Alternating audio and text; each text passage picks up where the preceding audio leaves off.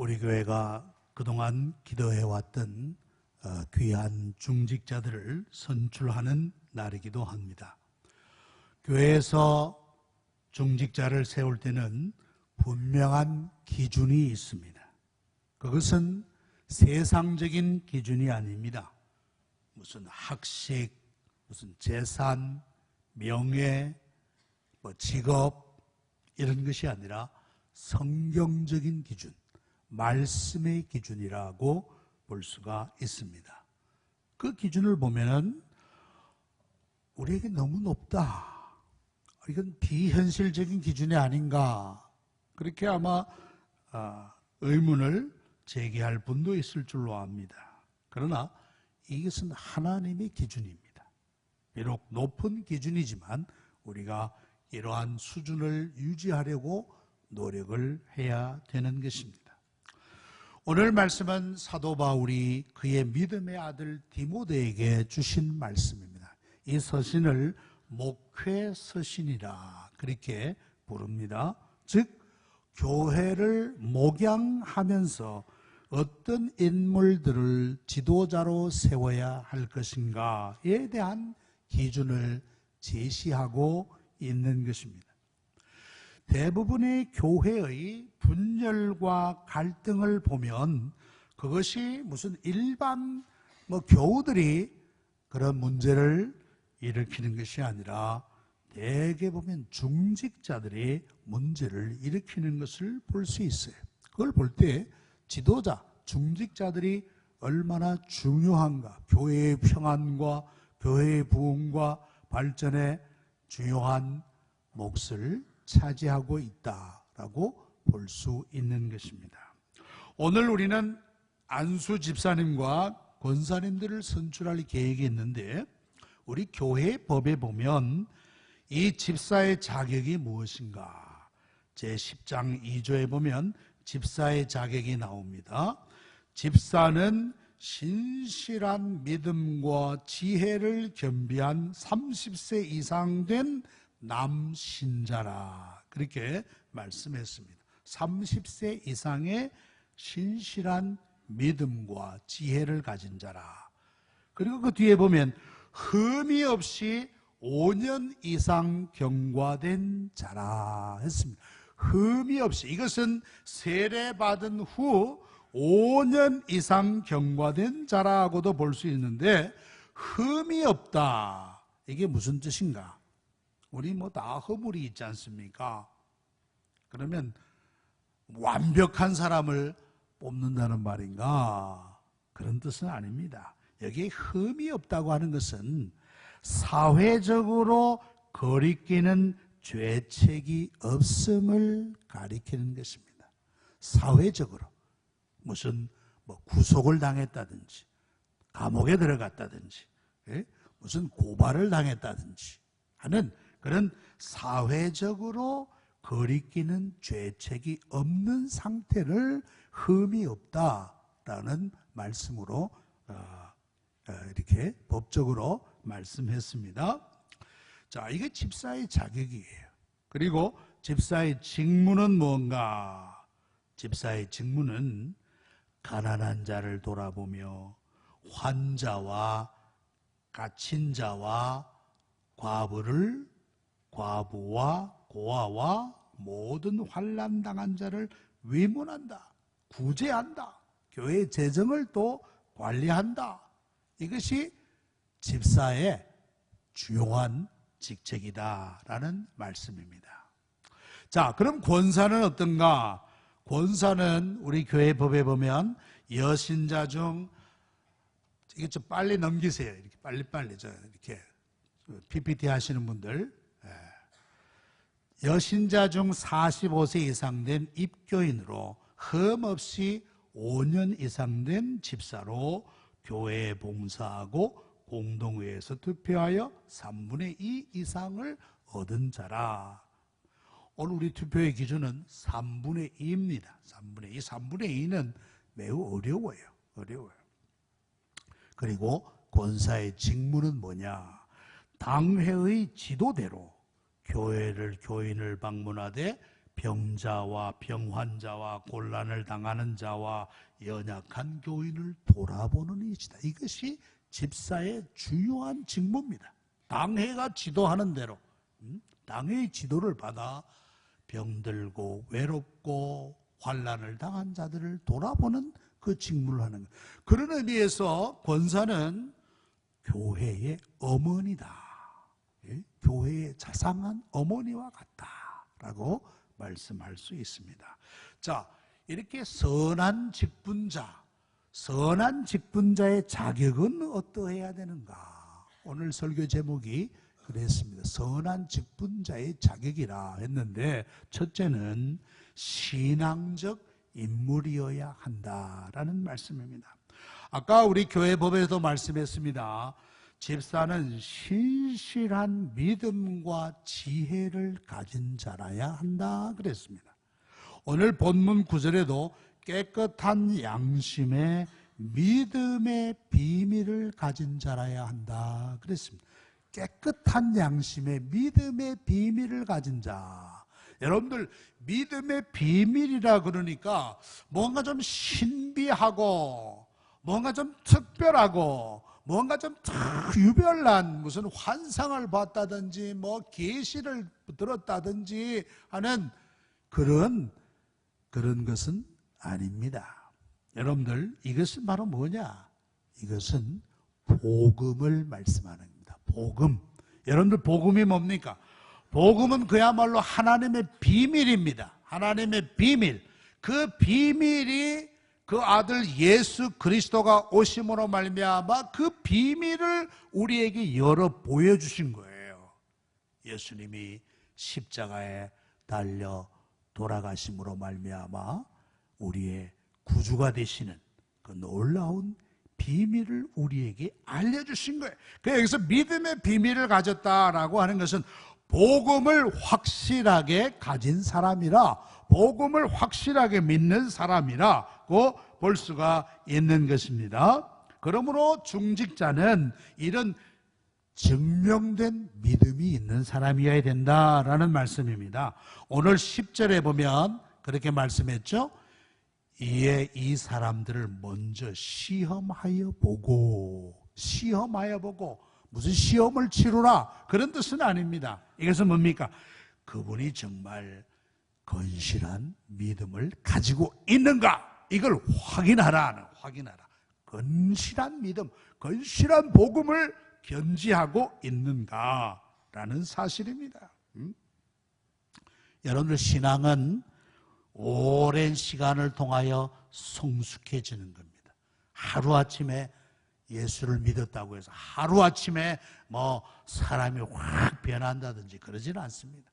오랜 시간을 두고 신앙이 성숙해진다라고 말씀하고 있는 것입니다. 특별히 시련과 연단을 통해서 단단한 신앙 위에 서게 되는데, 선한 직분자는 이런 신앙을 가진 자라야 한다는 겁니다.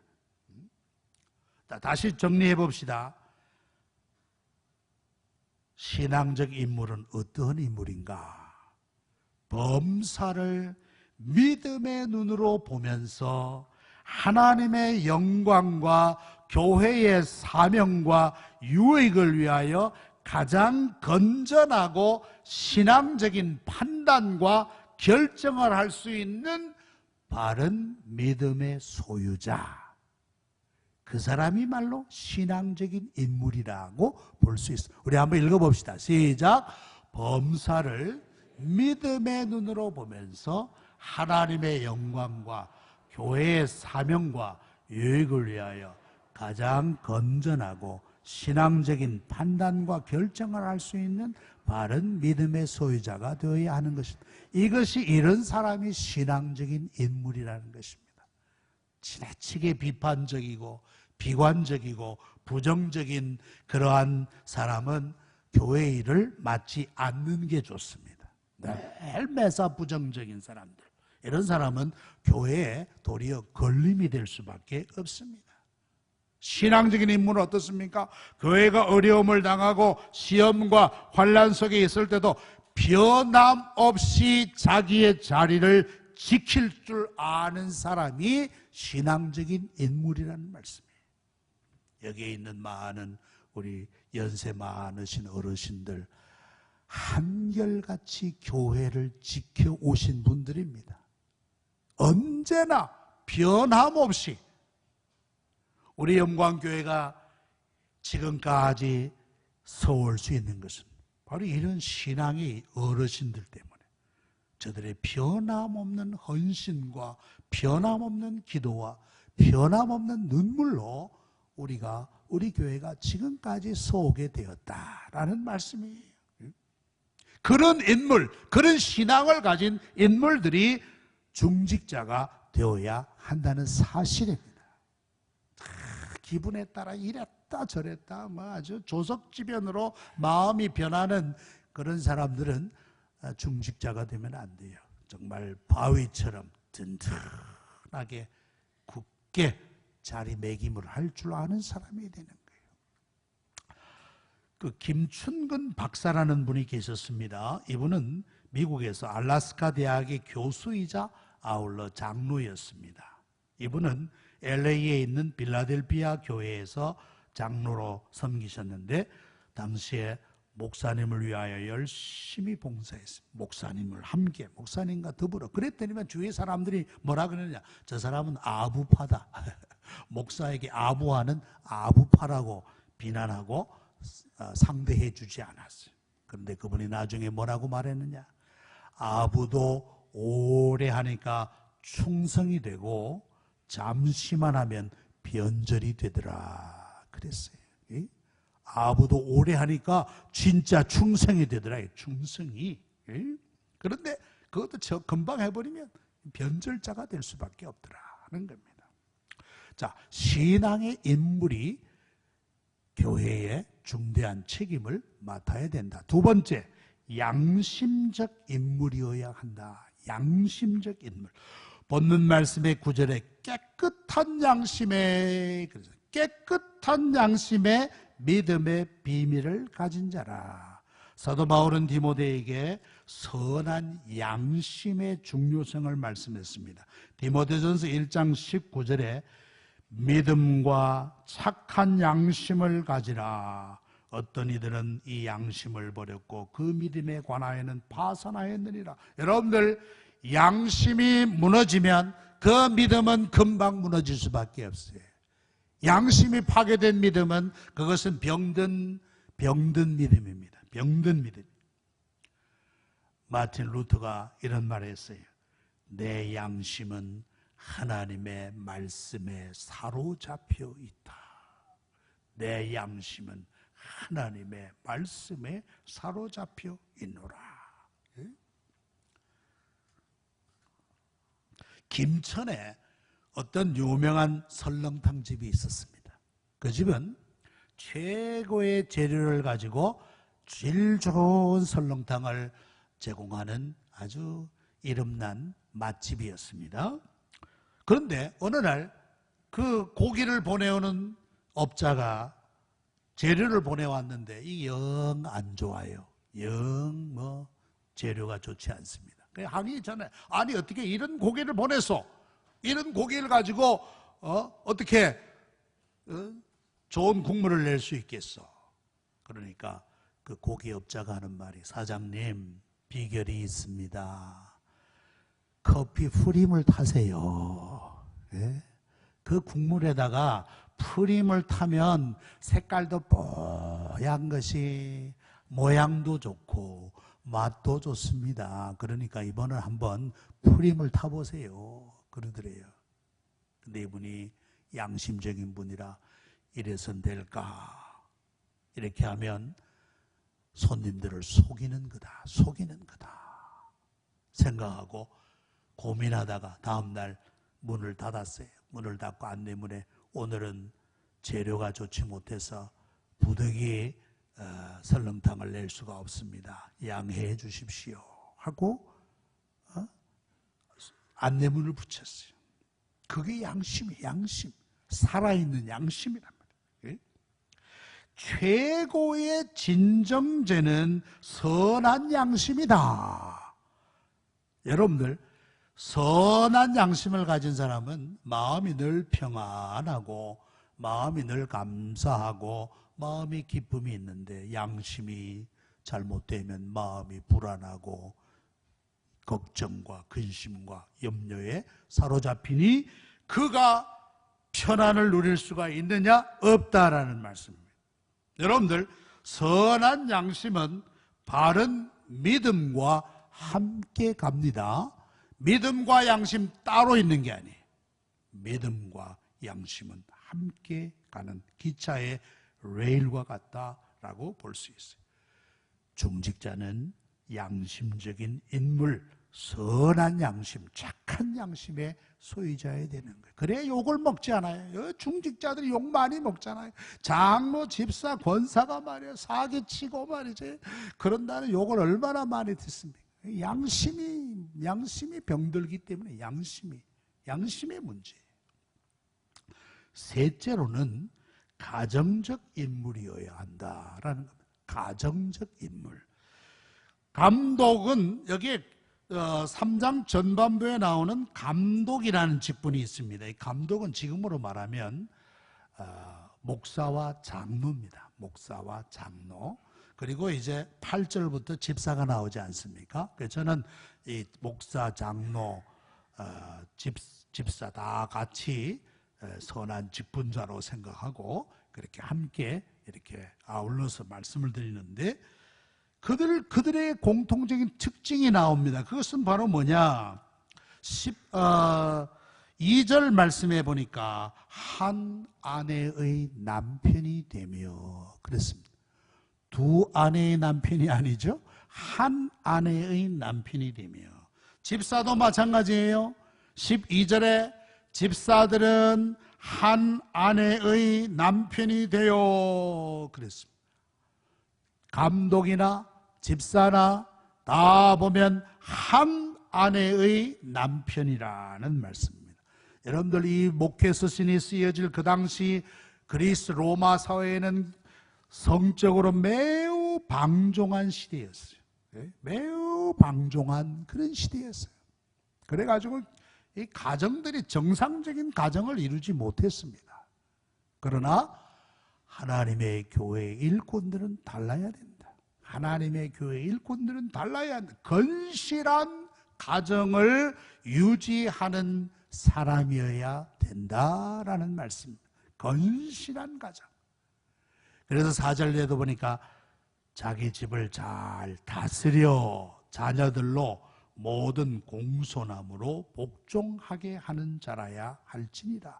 자기 집을 잘 다스리지 못하는 사람이 어떻게 하나님의 교회를 돌볼 수 있겠는가? 하나님의 교회를 다스릴 수 있겠는가? 다스린단 말을 칠이라, 다스린다.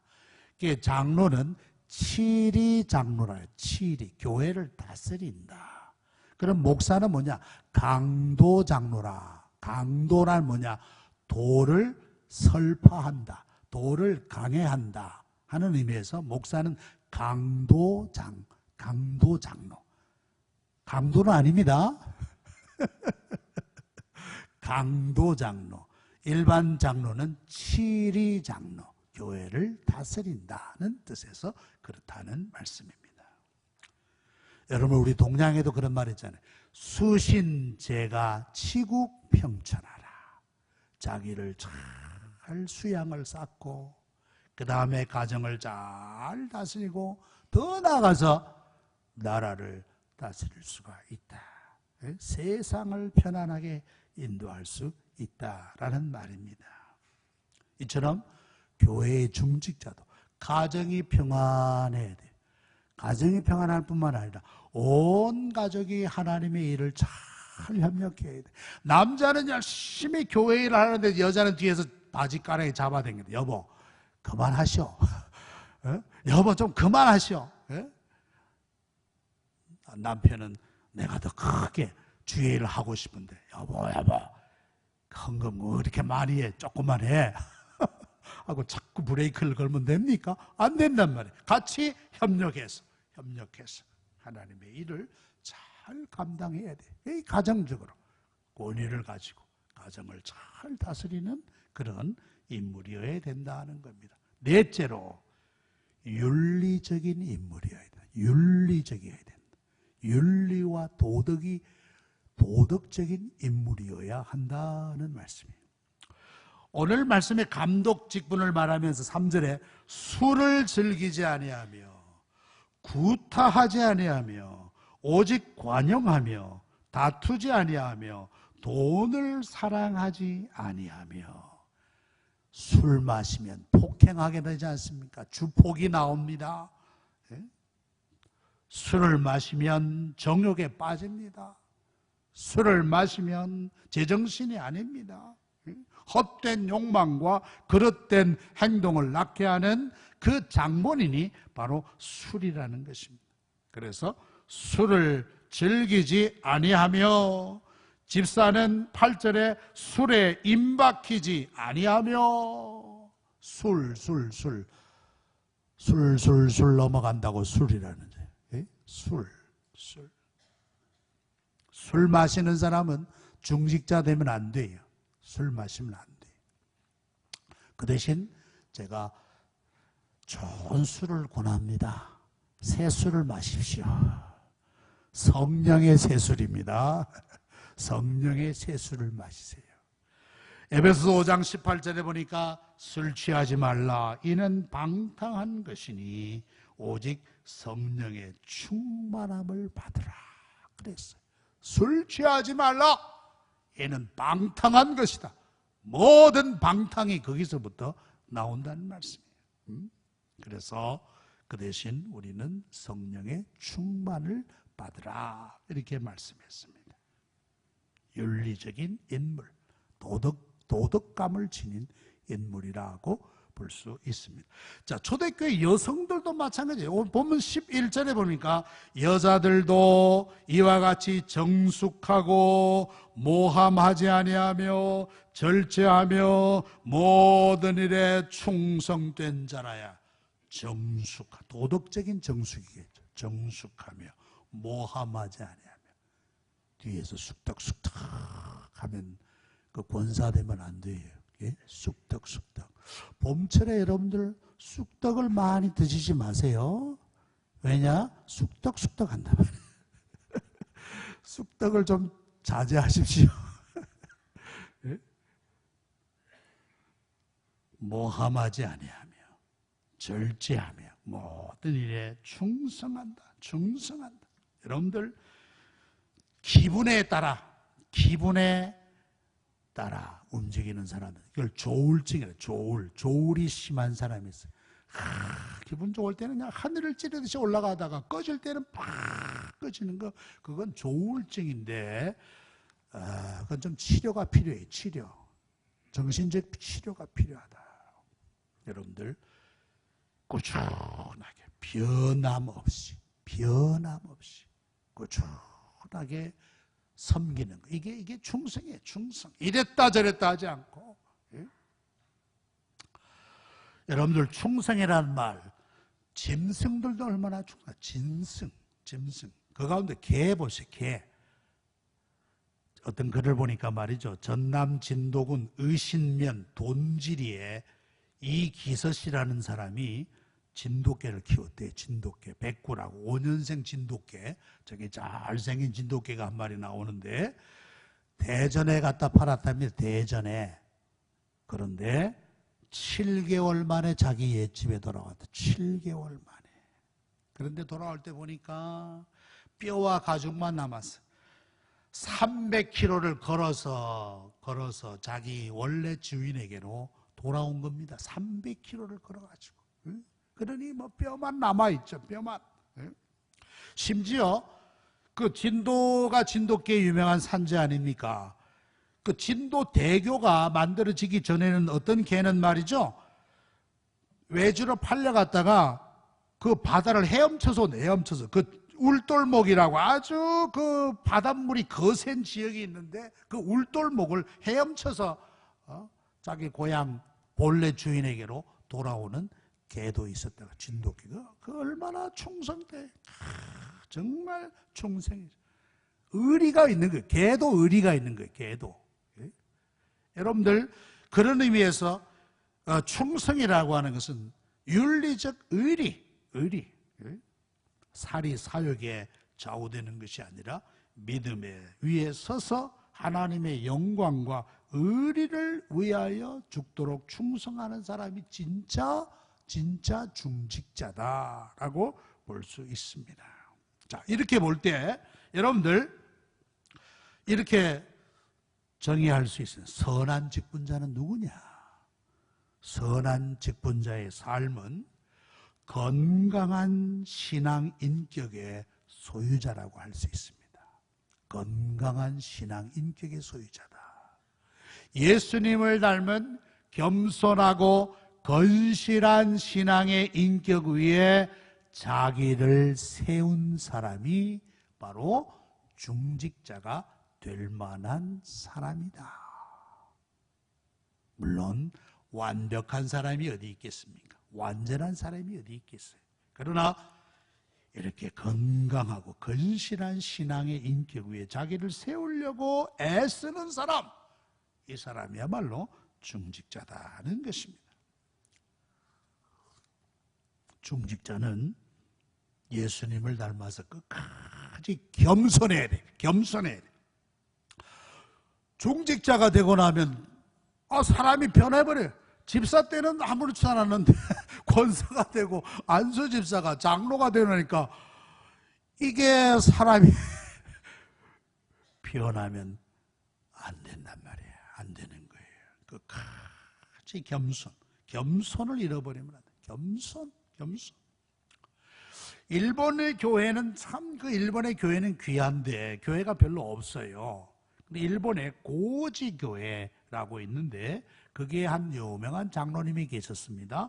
그 장로님의 이름은 뭐냐면 다가오카 겐키치라는 장로님입니다. 다가오카 겐키치 고지교회 장로인데 이분은 일본의 중의원에 당선되고 4차례나 중의원 원장을 지냈다. 우리로 말하면 아마 국회의장이라고 볼 수가 있겠는데 그는 1880